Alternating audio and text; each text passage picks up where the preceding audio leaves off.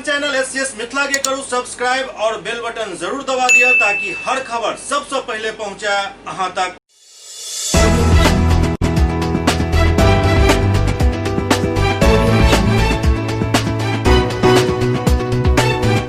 नमस्कार, अहाँ सब देख रहे छी एससीएस न्यूज। हम छी कमलेंद्र झा और खबर के शुरुआत करी और बात करी जनाधिकार पार्टी के अध्यक्ष पप्पू यादव के, जे कि फिर से एक बेर नीतीश सरकार पर तीखा हमला केलन। जनाधिकार पार्टी के अध्यक्ष पप्पू यादव एक निजी होटल में प्रेस वार्ता केलन। पप्पू यादव कहलन जे बिहार के रामविलास के जरूरत छल, लेकिन ओ असमय दुनिया से अलविदा के विदा भ गेला। पप्पू यादव कहलन जे हुनका लेल सच्ची श्रद्धांजलि हैत हमरा तरफ से, जे बिहार के विकास हुए और महिला और लड़की सब के सुरक्षा प्रदान करी।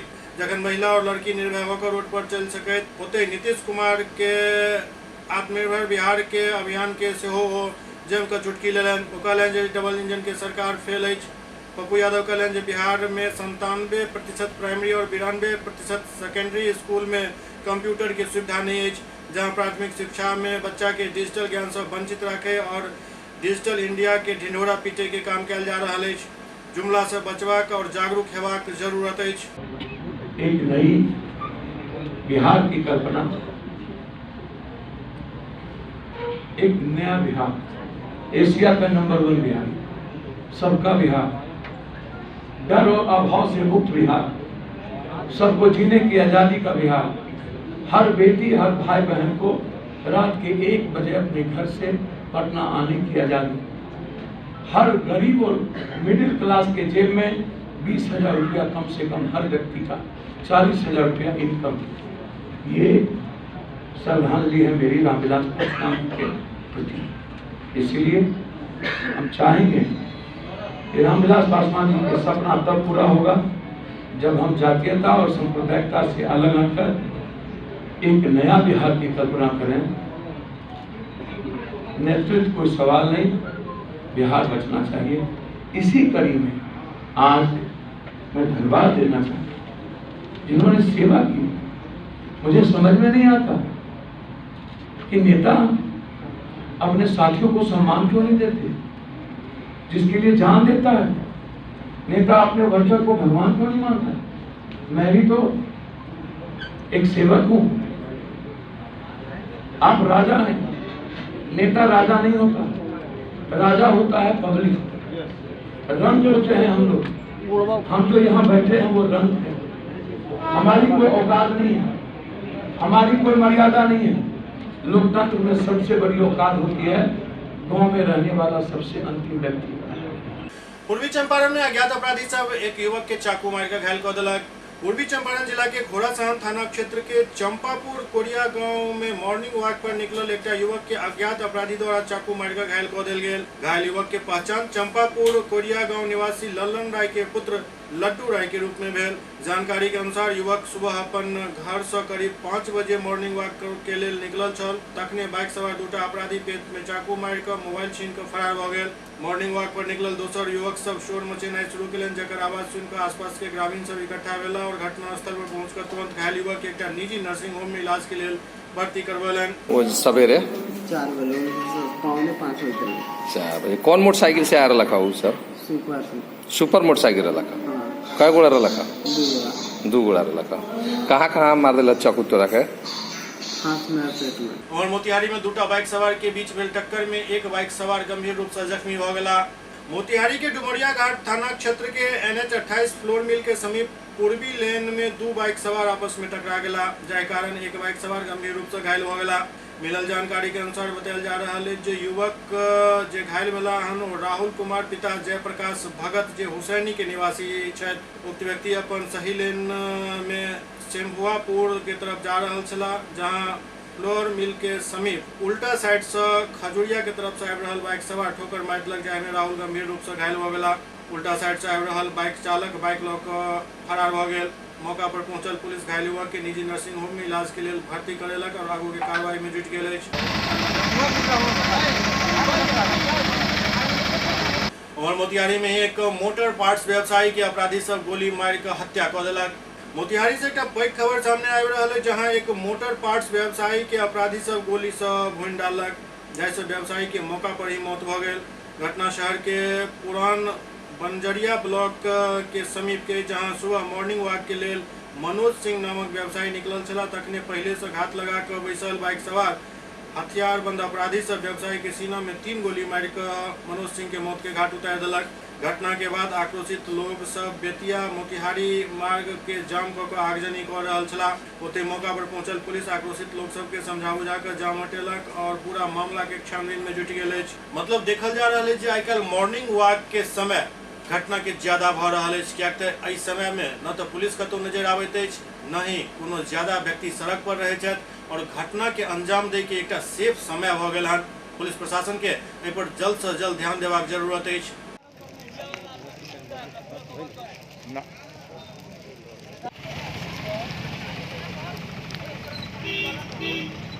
पहले से कोई किसी से कुछ झगड़ा झंझट था क्या? कोई ज्यादा नहीं, हाँ? किसी से नहीं।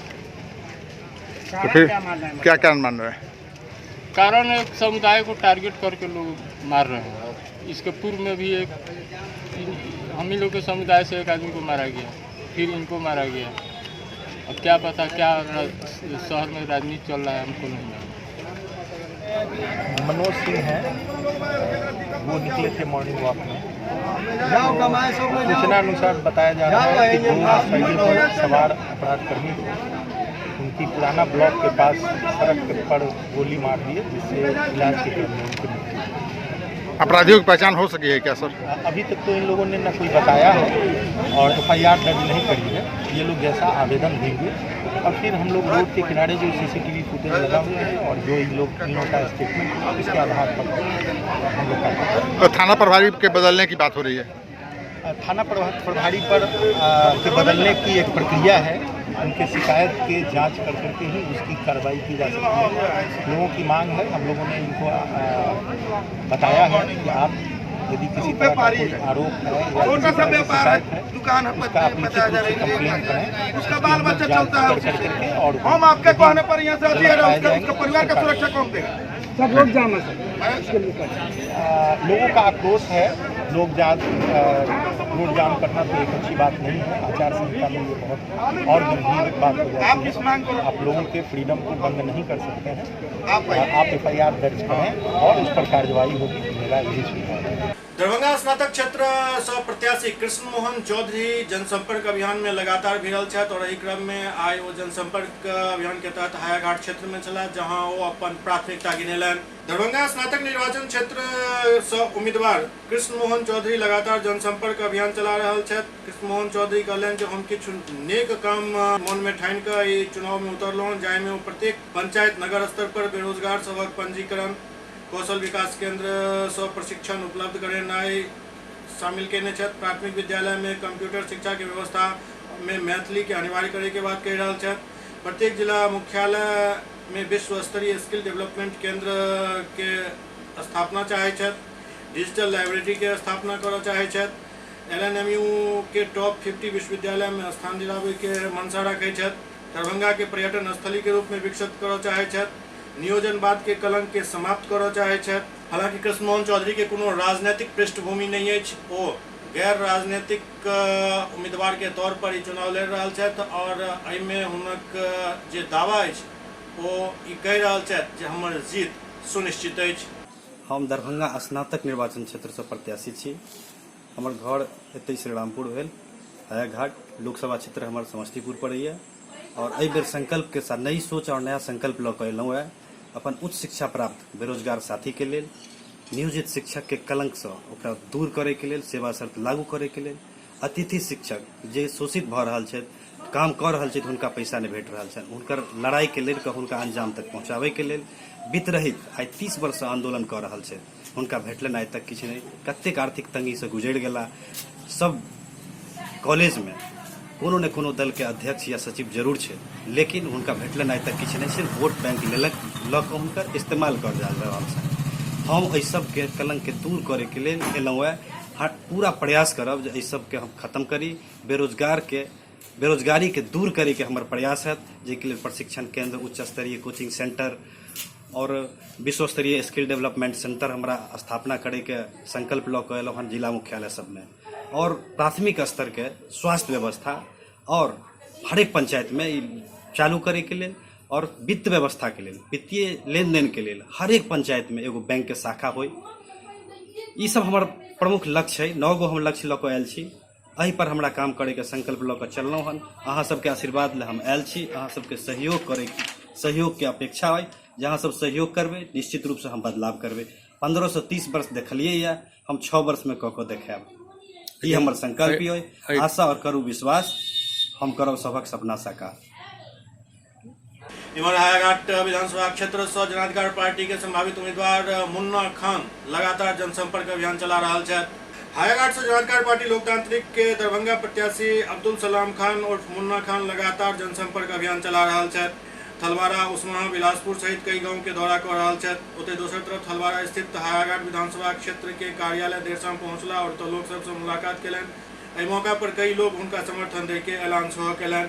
ओना मुन्ना खान के इहो समझबाक चाहिए जे हायाघाट क्षेत्र में पूरा क्षेत्र के हिनका भ्रमण करबाक चाहिए, न कि सिर्फ पर्टिकुलर एरिया के।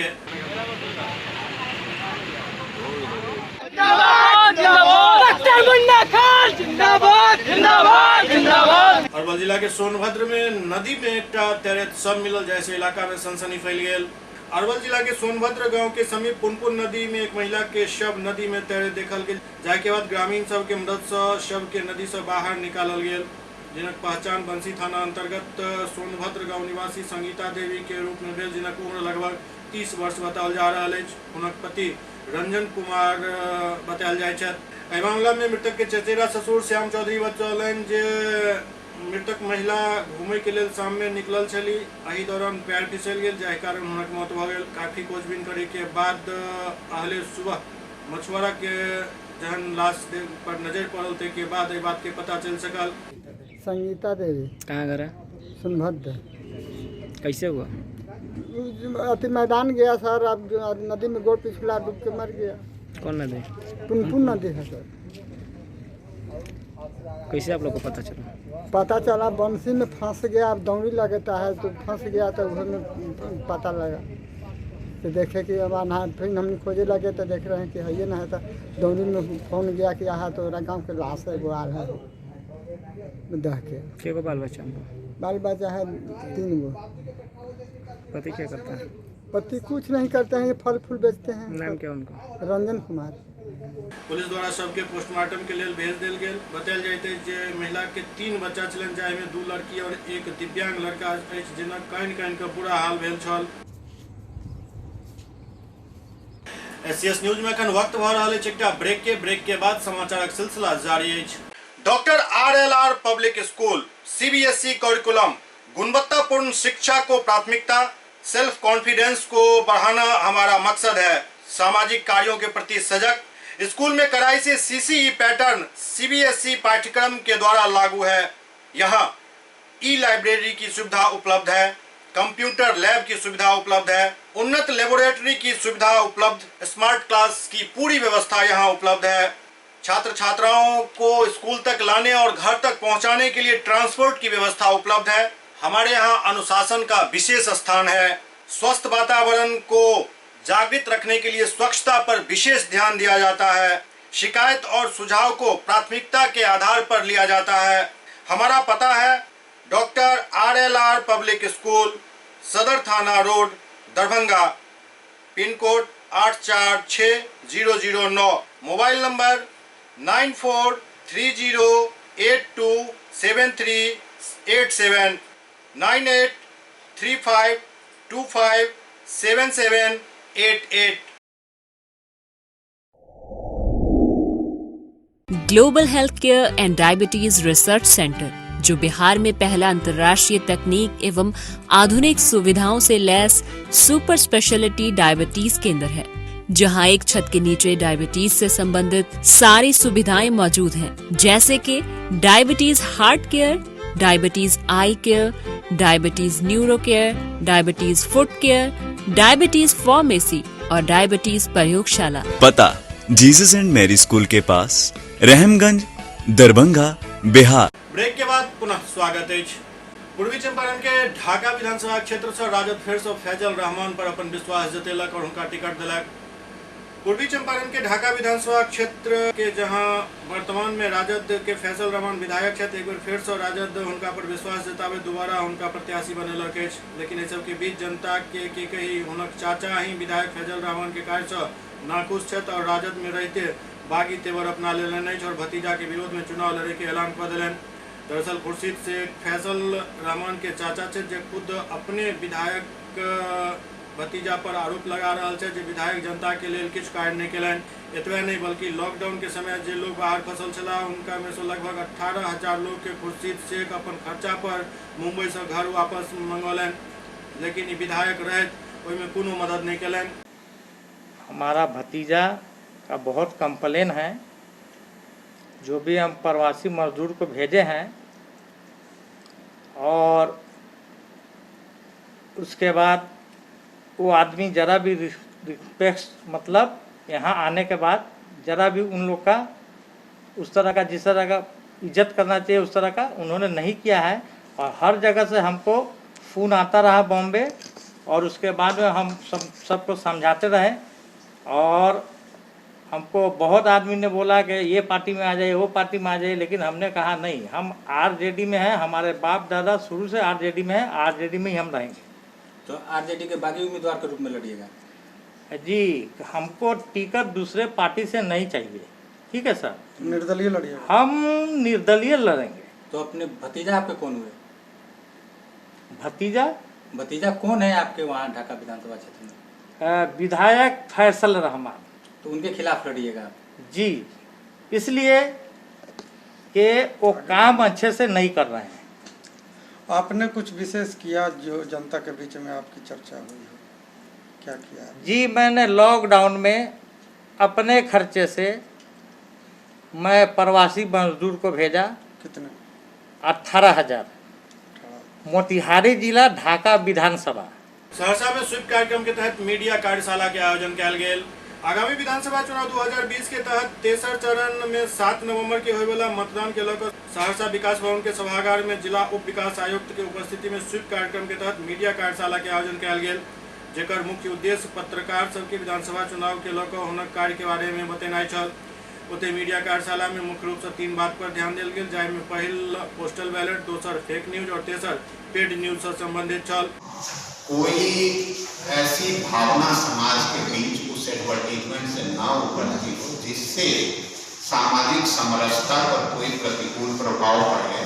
Fake news is a very dangerous, particularly for the media. इस दौरान पत्रकार सबके संबोधित करे तो विकास आयुक्त राजेश कुमार कहलन जे विधानसभा चुनाव लड़े वाला प्रत्याशी के अपन हित में विज्ञापन छपावे के लिए जिला एमसीएमसी कमेटी से आदेश लेवा पड़त, बगैर आदेश के विज्ञापन छपवावे वाला प्रत्याशी के विरुद्ध कार्रवाई कयल जाए।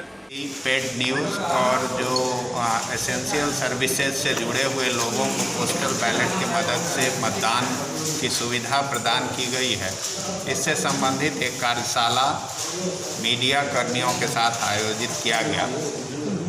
इसमें मुख्य रूप से सभी मीडिया के जो कर्मी हैं उनके साथ एमसीएमसी से जुड़े हुए मुद्दे क्या उसकी तकनीकी बातें हैं ये डिस्कस किया गया और सभी को एक बार पुनः इसके विषय में उन्हें रिफ्रेश किया गया।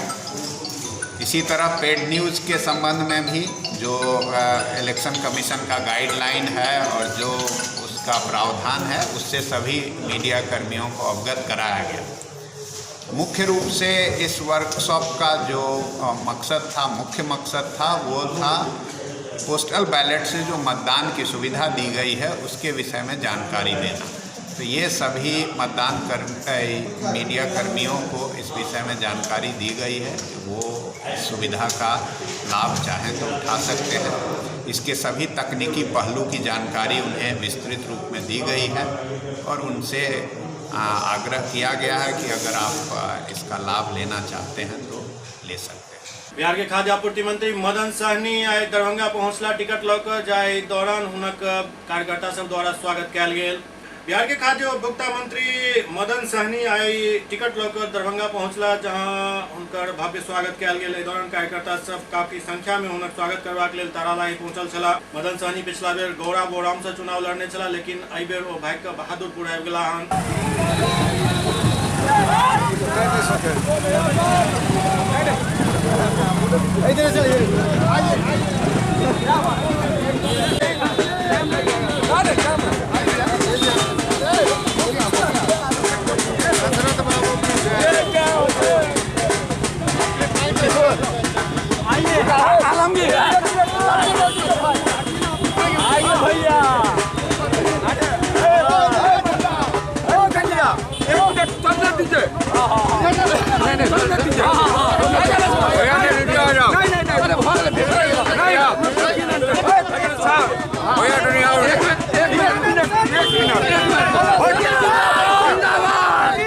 आज तो अभी हम लोग सिंबल लेकर के आए हैं और बहादुरपुर विधानसभा क्षेत्र में जब हम लोग प्रवेश किए तो लग रहा था जैसे कि बहादुरपुर के तमाम लोग जन सैलाब उमड़ पड़ा और यह तो एक झांकी था और मुझे पूरा भरोसा है कि इस बार हमको पहले से ज़्यादा लोगों का समर्थन मिलेगा और पिछला सारा रिकॉर्ड हम लोग बहादुरपुर में तोड़ेंगे और जो भी हमारे प्रतिद्वंदी हुए जो मुझे पता नहीं कौन आएंगे, ज्ञात हुआ है कि जो वर्तमान जनप्रतिनिधि हैं वह यह क्षेत्र को छोड़ करके अन्यत्र चले गए और जो भी वो उतारेंगे हम लोग उनका मुकाबला करेंगे और हम मुकाबला करेंगे अपने बहादुरपुर के मतदाता मालिक के बदौलत जिन्होंने हमें बनाया पहले भी और इस बार भी हमें भरोसा है कि उनका भरपूर समर्थन मिलेगा।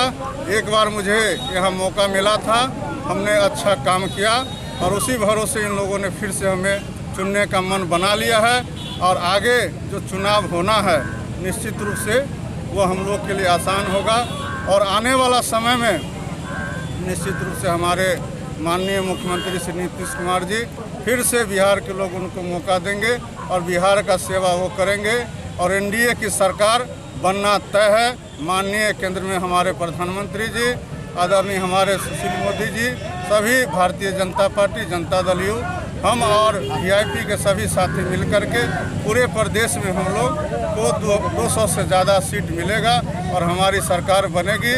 माननीय नीतीश कुमार जी फिर से मुख्यमंत्री बनेंगे और हमें बहादुरपुर में भरोसा है अपने सभी साथियों पर, मतदाताओं पर।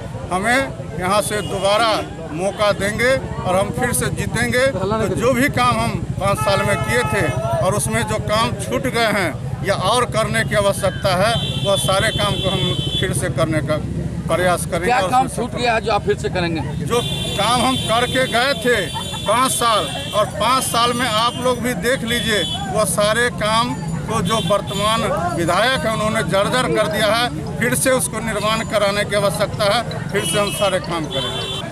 बिहार सरकार के जो लोकप्रिय नेता मंत्री मदन सहनी जी, उनका जो आज सैंपल लेकर आना हुआ है पटना से और पटना से आने क्रम में बहादुरपुर विधानसभा क्षेत्र है हनुमान नगर होते हुए यहाँ तारलाही पहुँचा है। यहाँ सैकड़ों लोग यहाँ स्थान किए तारलाही में, इतना बड़ा भीड़ और पूरा जहाँ से उनका जो शुरू हुआ है क्षेत्र वहाँ से लेकर और बहुत बड़ा भीड़ है। तो जीत तो 100% है, जीत है पक्की और नीतीश कुमार एक बार फिर से इस राज्य के मुखिया बनेंगे, मुख्यमंत्री बनेंगे और एनडीए का ये जीत सुनिश्चित है। डीएमसीएच के प्रभारी चिकित्सा पदाधिकारी मणिभूषण शर्मा बतौलन जे दरभंगा में कोरोना रेशियो में गिरावट दर्ज किया जा रहा है। डीएमसीएच के प्रभारी चिकित्सा पदाधिकारी मणिभूषण शर्मा बतौलन जे दरभंगा में कोरोना के रेशियो लगातार घट रहा है। एहिठाम समुचित इलाज के पूरा व्यवस्था कयल गेल अछि, हर स्तर पर एहिठाम इलाज के सुविधा उपलब्ध अछि। विगत 3-4 महीने से यह कोविड डेडिकेटेड हॉस्पिटल हो गया है। यहाँ पर केवल सीरियस मरीज का एडमिशन होता है। नॉर्मल मरीज को होम क्वारंटाइन में कहा जाता है रहने के लिए और मधुबनी, समस्तीपुर, बेगूसराय, सुपौल और दरभंगा के जो सीरियस मतलब माइल्ड नहीं, मॉडरेट नहीं, सीवियर सीरियस नहीं कहीं मेडिकल में सीवियर मरीज जो हैं सिम्प्टोमेटिक, उनको यहाँ पर हम लोग रख के इलाज करते हैं। 3 लेवल पर इलाज हो रहा है, 3 लेवल पर इलाज हो रहा है। एक तो होता है जो माइल्ड टाइप के रहते हैं उनको ऑक्सीजन पर, माइल्ड नहीं मैंने सीवियर में भी जो केवल जिनका ऑक्सीजन कंसंट्रेशन थोड़ा कम है उनको ऑक्सीजन पर रखते हैं, मास्क ऑक्सीजन पर। उससे जो गंभीर हो जाते हैं उनको HDU high dependency unit, high flow oxygen देकर रखते हैं। और जिनका लेवल 70-80 से नीचे आता है उनको 7 बेडेड ICU हमारे यहाँ है, उसमें रखते हैं। और बहुत लोग 10-10 दिन ICU में रह के ठीक होकर हमारे यहाँ से गए हैं। और जो उम्रदराज हैं जिनको पहले से बीमारी है, diabetes, blood pressure, carcinoma, TB, HIV, ऐसे मरीज आए हैं जिनको HIV के पेशेंट हैं, TB के पेशेंट हैं जो दवा खाना छोड़ दिए हैं और उनको कोरोना हो गया है, उनको ट्रीटमेंट में थोड़ा सा दिक्कत होती है और डेथ भी उन्हीं का होता है। अदरवाइज सब लोग आसानी से निकल जा रहे हैं, जबकि कोई इसका स्पेसिफिक ट्रीटमेंट नहीं है। लेकिन सिम्टोमेटिक ट्रीटमेंट हम लोग oxygen, antibiotic, vitamin C, diet, ये सब देकर अपना उसको ठीक करके हम लोग भेज रहे हैं। और पॉजिटिविटी रेट बहुत कमा है, अब तो 1.4 हो गया है DMCH का। कुछ ज़्यादा मरीज भी आते हैं तो मधुबनी से आते हैं सीरियस, काफ़ी सीरियस, उसी से हम लोग का डेथ ग्राफ बढ़ता है। नहीं तो दरभंगा अगर ऐड छोड़ दिया जाए तो दरभंगा के लोग टाइम पर चले भी आ रहे हैं, स्वस्थ होकर चले भी जा रहे हैं आम लोगों के लिए। और दूसरी बात, जो डेड बॉडी का जो प्रॉब्लम है, मैं जब से आया हूँ एक पॉलिसी डिसीजन लिया हूँ, कहीं का मरीज हो मैं खुद अपने एम्बुलेंस से उसको मरने के बाद भी विदिन ½ एन आवर उसको सैनिटाइज करके बैग में, सील्ड बैग में रख के और अपने एम्बुलेंस से मैं उनको जहाँ के रहते हैं वहाँ पहुँचवा दे रहा हूँ। ये बहुत बड़ा, जो एक दिन 2 दिन डेड बॉडी रह गया, हमारा डेड बॉडी पटना में 2 रोज रह जाता था, उसको मैंने अपने लेवल से ये कर दिया है। कहा कि 102 एम्बुलेंस जब पूरे बिहार में एक ही एजेंसी चलाती है तो क्यों हम दूसरे के एम्बुलेंस के भरोसे रहें जो आज आवेगा कल आवेगा। मैं वह काम, और ये बहुत बड़ा हमारा ये है जो अचीवमेंट, जो डेड बॉडी को हम लोग, और मान लीजिए आधा घंटा लेट भी होता है उसके लिए 4 आइस बॉक्स हमारे पास है। वैसा नौबत नहीं आता है, कभी नौबत आया तो उसमें रख के उसको रखता हूँ। और फ्रेश आम पब्लिकों के लिए क्या आपका अच्छी है सलाह है? आम पब्लिक तो टेस्ट जो पॉजिटिव हो रहा है इट इज़ गुड साइन, उससे घबराना नहीं है। जितना पॉजिटिव आवेगा उतना हमारे लिए फ़ायदा है, उतना आइसोलेट पेशेंट हो जाएगा, दूसरे को इन्फेक्टेड नहीं करेगा। लोग घबरा जाते हैं जो आज इतना पॉजिटिव निकला, आज इतना पॉजिटिव निकला। इससे खुश होना है, जो पॉजिटिव निकल गए हम अलग हो गए, अपने परिवार से भी डिस्टेंस बना लिए, समाज से भी बना लिए, दूसरे को इन्फेक्ट नहीं किए। डेथ रेट हमारा कमना चाहिए, पॉजिटिविटी रेट बढ़ना चाहिए। इसीलिए सरकार टेस्ट पर ज़्यादा जोर दे रही है। जितना टेस्ट होगा, जितना हम लोग पॉजिटिव हो जाएंगे, उतना हम लोग अलग हो जाएंगे, दूसरे को इन्फेक्ट नहीं करेंगे। हम टेस्टें नहीं कराए, हम पॉजिटिव हैं और लोग नहीं जानना है हम दूसरे को इन्फेक्ट कर रहे हैं। इसलिए पॉजिटिविटी रेट बढ़ने से बहुत घबराना नहीं है, और कम गई है पॉजिटिविटी तो और अच्छी बात है। और दूसरी बात, 4 चीज़ है, एक इलेक्शन, दूसरा दुर्गा पूजा, तीसरा छठ पर्व और जाड़ा जो आ रहा है। इस चारों को अगर पार कर गए तो हम लोग कोरोना से निजात पा जाएंगे। एक हम लोग को अलार्मिंग है, यही सर्च अगर न हो इसमें, जिसमें इलेक्शन हम लोग आसानी से निकाल लें, उसमें भीड़ भाड़ होती है, दुर्गा पूजा में लोग आते हैं, छठ पर्व में लोग एक्युमुलेट होते हैं। इस सब में अगर सतर्कता हम लोग बरतें, सब काम भी हो, इलेक्शन भी हो, दुर्गा पूजा भी हो, छठ भी हो, और इसमें अगर नहीं वृद्धि हुई तो हम लोग, अब वैसा भयावह नहीं है। जो लोग बीमार, सख्त उम्र ज़्यादा है और जो लोग पहले से सख्त बीमार हैं, उन्हीं के लिए ही परेशानी है। नॉर्मल पेशेंट के लिए, मैं खुद पॉजिटिव हो गए, निगेटिव हुआ हूँ 10 रोज में, 12 को पॉजिटिव हुआ हूँ, 22 को निगेटिव हुआ हूँ, 23 से मैं ऑफिस में काम कर रहा हूँ। क्या कहेंगे, जीतेंगे भाई? जीतेंगे, जीतेंगे, जीतेंगे, एकदम जीतेंगे। मनोबल बढ़ा के रखना है, अपना खान पान सही रखना है और अपना इम्यूनिटी बढ़ा के रखना है। कोरोना आवेगा, जाएगा, और कोरोना से हम लोग, कोरोना से भी भयावह स्थिति आवेगा, उसको भी अगर हम स्वस्थ हैं तो हम उसको हरा सकते हैं। बिहार विधानसभा चुनाव के दोसर चरण में नामांकन के प्रक्रिया शुरू भ गेल अछि। एहि बीच दरभंगा में आई भी बिल्कुल फाँका रहल, एक भी नामांकन आई भी दर्ज नहीं कयल गेल। पिछला दिन भी एक भी नामांकन नहीं भेल छल। पिछला 2 दिन से लगातार नामांकन कोनो दर्ज नहीं भेल हन। सदर एसडीओ राकेश गुप्ता एहि बारे में जानकारी दैत बतौलनि जे आई भी बिल्कुल नामांकन नहीं भेल। आब चूँकि किछु दिन और समय के फेर में नामांकन के प्रक्रिया रुकल अछि, लेकिन सोम मंगल के धुरझार नामांकन शुरू हो जाए।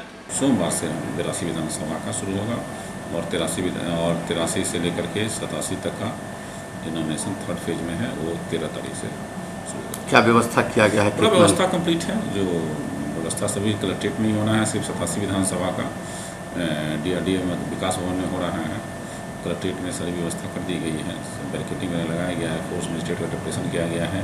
प्रत्येक विधानसभा पर भी मजिस्ट्रेट और फोर्स की डिप्यूटेशन की गई है। जो लोग अपना ड्यूटी पर रह रहे हैं और प्रतिबंध भी लागू किया गया है। कुछ 44 की भी धारा है और सारा चीज़ हम लोग देख रहे हैं। किसी प्रकार की कोई समस्या नहीं है नामांकन प्रक्रिया में।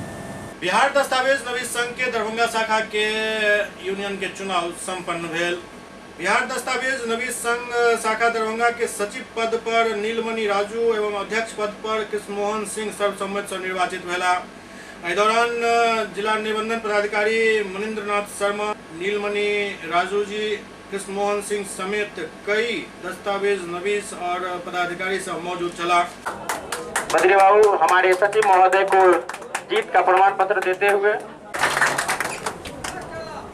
सभी सहकर्मीगण, यहाँ उपस्थित सभी दस्तावेज नवीस पत्रकार बंधु, दरभंगा जिले की निबंधनार्थी जनता, सबसे पहले तो मैं नवनिर्वाचित अध्यक्ष कृष्णा जी और सचिव राजू जी को हार्दिक बधाई देता हूँ।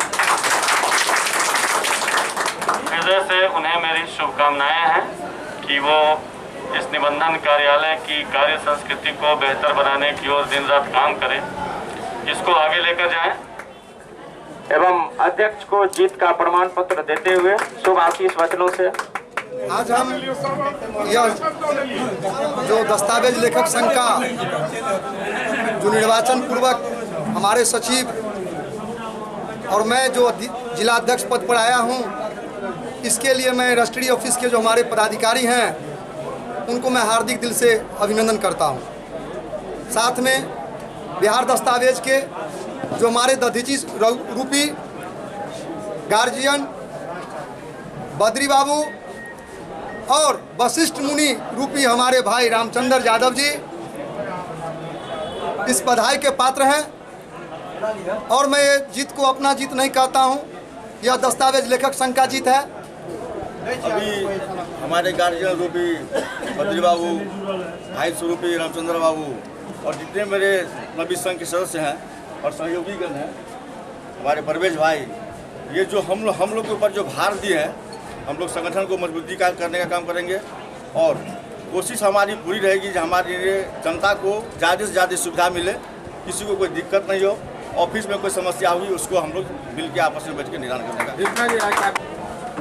मेरा इससे पहले तो इनको शुभकामनाएं है और मेरा इनसे अनुरोध है कि पूरे कार्यालय को जिस तरह एक परिवार समझकर और एक परिवार की फीलिंग के साथ चलता चला है उसको आगे बढ़ाएं, एक बेहतर कार्य संस्कृति दें, यहाँ के लोगों को जितने से ज़्यादा सुविधाएं दे सकते हैं, जितनी सुगमता से उनका कार्य संपन्न हो सके उसमें जितना सहयोग कर सकते हैं वो हम सब करें।